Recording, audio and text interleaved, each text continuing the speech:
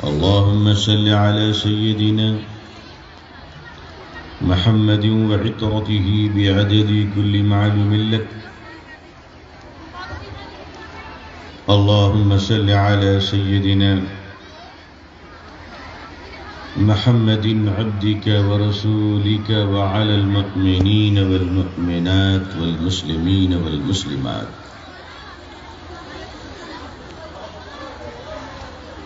حضرات علماء کرام، بزرگان محترم، خواتین امت اسلامیہ، اللہ تبارک و تعالی نے پوری دنیا میں انسان کو جنس کے لحاظ سے دو حصوں میں تقسیم فرمایا. اس دنیا کا آدھا حصہ مرد اور آدھا حصہ عورتیں ہیں، اور یہ دونوں کی شراکت فیملی میں، ان دونوں کا تعاون، کوآپریشن سماج اور سوسائٹی کے لیے ایکول، برابر اور ذمہ دارانہ ہے. ذمہ داریوں کے لحاظ سے دونوں الگ الگ ہو سکتے ہیں، مگر معاشرے کی تعمیر، سماج کا نروان اور سوسائٹی کے کریشن میں دونوں ہی مرد اور عورتوں کے ایکول کوآپریشن، مشترکہ تعاون، یہ سماج کے لیے، گھر کے لیے، دیش کے لیے اور اپنی نسلوں کی بقا کے لیے لائف لائن ہے، آب حیات ہے، ایک زندگی کی شاندار پازیٹیو ہیلدی آکسیجن ہے. اگر ان دونوں تقسیم کو، اگر یہ دونوں ڈیوائیڈ کو سمجھنے میں اور اگر اسے کیلکولیٹ کرنے میں جب لوگوں نے غلطیاں کی ہیں، کسی ایک کو انڈر اسٹیمیٹ کرنا اور کسی ایک کو نیچے گرا دینا، کسی کو بہادر سمجھنا اور کسی کو کمزور سمجھنا، اس طرح کے مس کیلکولیشن کی وجہ کر ہمارا سماج کبھی کبھی صرف پیچھے نہیں بلکہ 300 سال پیچھے چلا جاتا ہے.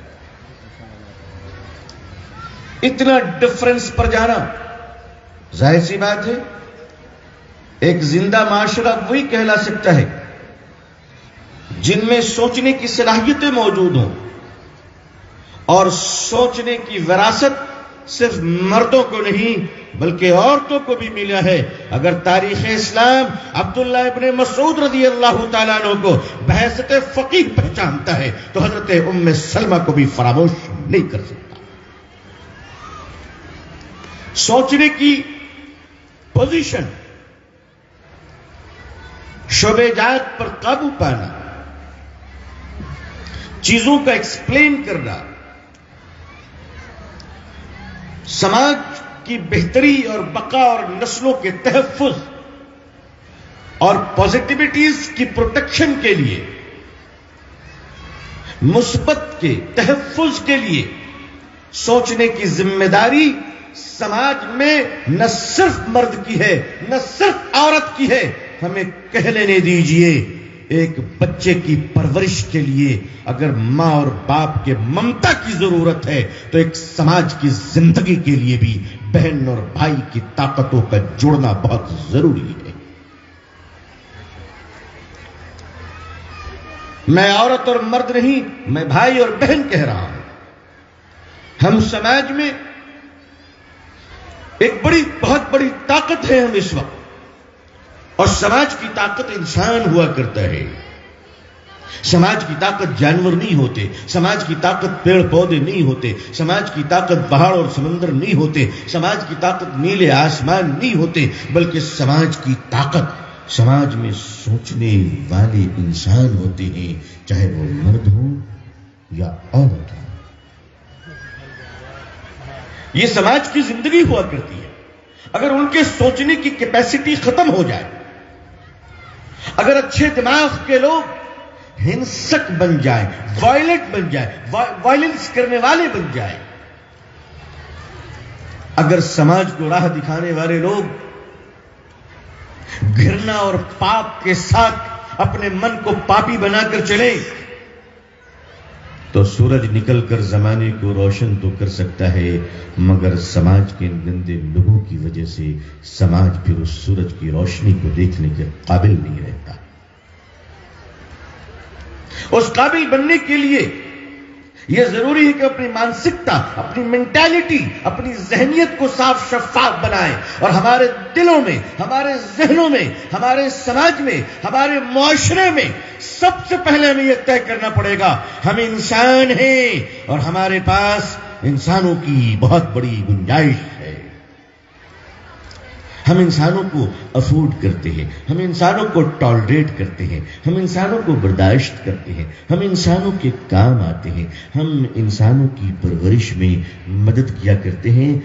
ہر ماں اپنے بچے کی پرورش کرتی ہے، مگر کمال تو یہ ہے کہ ہم سماج کے ایک ذمہ دار ناگرک بن کر، سماج کے ایک ذمہ دار بھائی بن کر، سماج کے ایک ذمہ دار بہن بن کر جب ہم اپنے سماج کی پرورش کرتے ہیں تو اس سے ایک دیش بنتا ہے، اور جب اچھے لوگوں پر رہنے والا ملک بنتا ہے تو وہ ملک ہتھیاروں میں بڑا ہو یا نہ ہو، لیکن اخلاق کا، کردار کا، چرتر کا وہ اتنا بڑا ملک بنتا ہے کہ پھر دنیا اسے تسلیم کرتی ہے۔ مدینے نے میزائل تیار نہیں کیا تھا، بلکہ محمد رسول اللہ صلی اللہ علیہ وسلم کی تربیت میں صحابہ کے اخلاق والی اور چرتر والی اور کریکٹر والی ایسی جماعت تیار کی تھی کہ ان کی نظروں کو دیکھ کر لوگ کہا کرتے تھے کہ دنیا میں اگر حیا کسی کا نام ہے تو مسلمان کو، مسلمان کی آنکھوں سے نکلنے والے انداز اور چلنے کے طریقے بتاتے ہیں کہ حیا اسے کہا جاتا ہے۔ میری بہنیں، معزز خواتین، آپ کو یہ کس نے کہہ دیا کہ آپ کمزور ہیں؟ اسلام نے تو کبھی نہیں کہا۔ ہاں، اسلام کا نام لے کر لوگوں نے پروپیگنڈا ضرور کیا ہے۔ اسلام نے کبھی نہیں کہا کہ آپ کمزور ہیں۔ اگر آپ کمزور ہوتی تو حضرت صفیہ سے پوچھئے، حضرت حفصہ سے پوچھئے رضی اللہ تعالیٰ عنہ کہ جنگ کے میدان میں انہوں نے کس طرح سے کام کیا۔ اگر آپ کمزور ہوتی تو حضرت خدیجہ رضی اللہ تعالیٰ عنہ سے پوچھئے کہ سب سے پہلے ایمان لا کر اپنے مال کی قربانی دینے والی عورت کون سی ہے۔ اگر آپ کمزور ہوتی تو حضرت سمیہ سے پوچھئے کہ 90 سال کی عمر میں بہادری انگڑائیاں لے رہی تھی، جرأت کردار، ہمت حق گوئی، سر چڑھ کر بول رہا تھا۔ ہر وہ انسان کمزور ہے جو سچ وقت پر نہ بول سکے۔ ہر وہ انسان، چاہے وہ مرد ہو یا عورت، چاہے وہ پہلوان ہو یا ٹی وی پیشنٹ،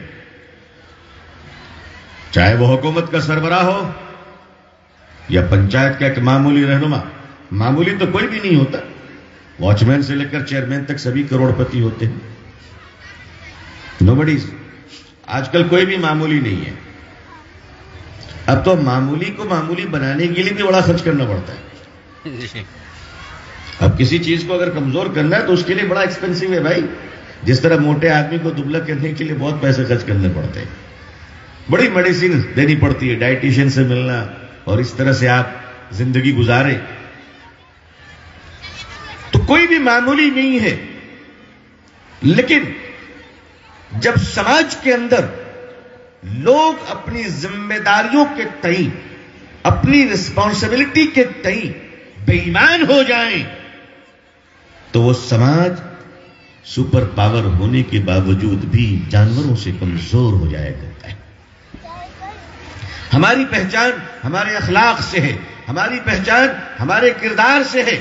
شیر کی پہچان ہاڑ کھانے سے ہے، سانپ کی پہچان ڈسنے سے ہے، بچھو کی پہچان ڈنک مارنے سے ہے، کوئل کی پہچان اس کی آواز سے ہے، طوطے کی پہچان اس کی بولی سے ہے. سماج کو بتا دو کہ پوری دنیا کے انسان کی پہچان اس کے چرتر سے ہے، اس کے کیریکٹر سے ہے، اس کے بیہیویئر سے ہے، اس کے اخلاق سے ہے. کمال یہ نہیں کہ تم کتنا خوبصورت لکھتے ہو، کمال یہ نہیں کہ تم کتنا خوبصورت بولتے ہو، کمال یہ نہیں کہ تم دکھنے میں کتنے اچھے نظر آتے ہو، کمال یہ نہیں ہے کہ تمہاری لائف کتنی لاوش ہے، کمال یہ نہیں ہے کہ تمہاری زندگی کتنی ایلیٹ کلاس کے ہے، کمال یہ نہیں کہ تم کتنی سلطنت کے مالک ہو، کمال یہ نہیں کہ تم کتنی بڑی کرسیوں پہ بیٹھتے ہو، کمال یہ نہیں ہے کہ تمہارے دھن دولت ملکیت کتنی ہے.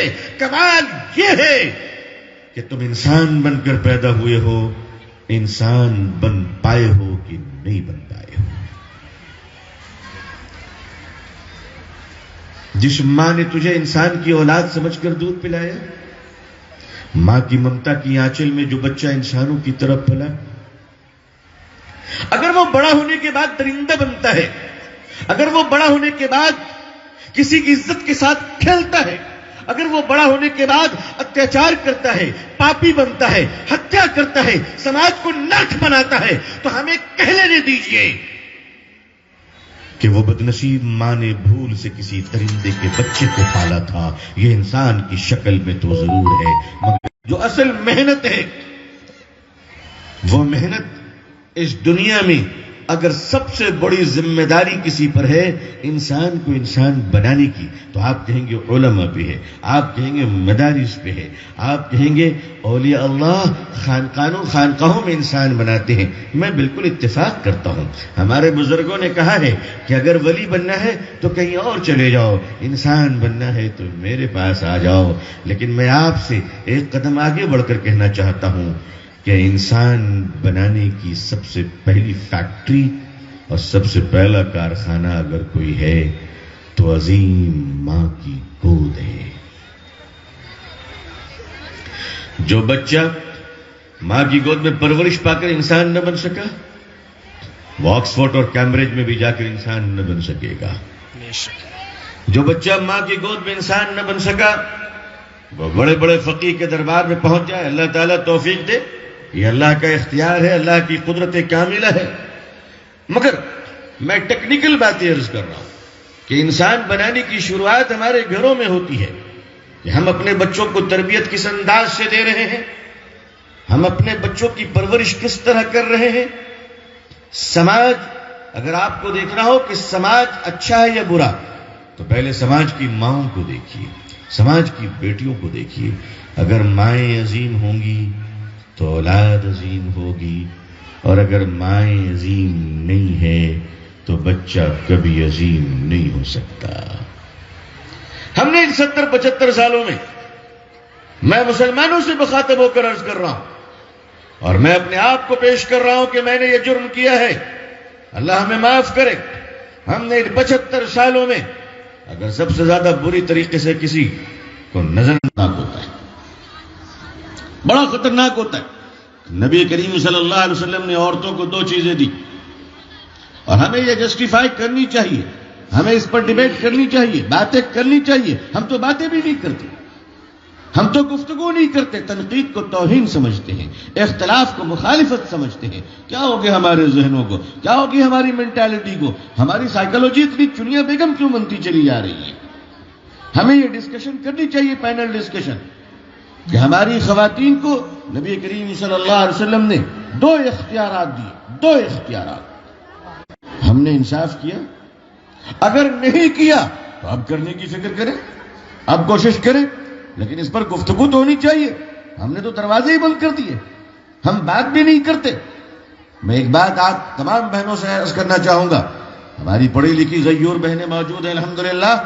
نہ جانے کس کے دل میں انقلاب کا کون سا انقلاب پل رہا ہے، جس کے نور اور جس کے چمکتی ہوئی روشنی میں زمانہ اپنی حقیقت کو دیکھ سکے. دیکھیے، اختلاف رائے کوئی بری چیز نہیں ہے، ڈفرنس آف اوپینین یہ کوئی ریجیکٹڈ مال نہیں ہے. جہاں دو دماغ ہوتے ہیں وہاں اختلاف ہوتا ہے. جہاں دو دماغ ہوتے ہیں وہاں اختلاف ہوتا ہے. 100% اتفاق تو صرف پاگلوں میں ہی ہوتے ہیں. زندہ انسانوں میں تھوڑی نہ ہوتے. زندہ انسان وہ ہے جو ڈسکشن کرے، جرأت کرے. جاہل لوگ جہالت کی باتیں کر کر بھاگنا چاہتے ہیں، اور جب کامیابی کی گفتگو ہونے لگتی ہے تو اتحاد کا نعرہ لگا کر تمام محنت پر پانی پھیر دیتے ہیں. یہ تو ایسا ہی کہ جیسے دو پہلوان مقابلہ کر رہا ہو، ایک ہار رہا ہو ایک جیت رہا ہو، تو جیتنے والے کو کہا جائے بھائی کا احترام کرو، اتحاد پیدا کر لو، تم بھی لیٹ جاؤ وہ بھی لیٹ جائے. تو اس سے اچھا تو قبرستان لے جاتے یار، کیوں لائے تھے اکھاڑے میں؟ بھائی اکھاڑے میں تو مقابلہ ہوگا. اپنے ذہنوں کو زندہ کیجئے، تازہ کیجئے، جمود کو توڑیے. نبی کریم صلی اللہ علیہ وسلم نے خواتین کو 2 چیزیں دی. میں آج کہہ کر جا رہا ہوں، اس پر ڈسکشن کیجئے، گفتگو کیجئے، دروازہ کھولیے. ورنہ یاد رکھیے کہ آج تو 300 سال میں کہہ رہا ہوں، ایک ایک سال میں ہم 100 سال پیچھے جا رہے ہیں. کس دنیا میں ہیں ہم؟ کون سے شیخ چلی کے خواب دیکھ رہے ہیں ہم؟ کیا پوزیشن ہے ہماری؟ پوزیشن سماج میں دونوں طرف کی بنا کرتی ہے. جس گاڑی کے ایک پہیے میں ہوا ہو اور دوسرے پہیہ پنکچر ہو، وہ گاڑی 1000 کروڑ کی بھی ہو تو دوڑ نہیں سکتی. آپ بیٹوں کو چمکا کر چاہتے ہیں کہ کریم پاؤڈر سے ان کو فیئر اینڈ لولی کے کمپٹیشن میں بھیج کر چاند تارے کا لال بنا دیں گے؟ نہیں. اپنی بیٹیوں کو جب تک عظیم نہیں بناؤ گے، سنو میری قوم کے لوگوں، میرے بھائی اور میرے مسلمانوں اور میری بہنوں، اپنی بیٹیوں کو جب تک عظیم نہیں بناؤ گے، تمہارے گود میں پرورش پانے والا بچہ اگلے 1000 سال تک محمد بن قاسم نہیں بن پائے گا. مائیں عظیم ہوتی ہیں تب بیٹا محمد بن قاسم ہوتا ہے. جب مائیں عظیم ہوتی ہے تو بیٹا صلاح الدین ایوبی ہوتا ہے.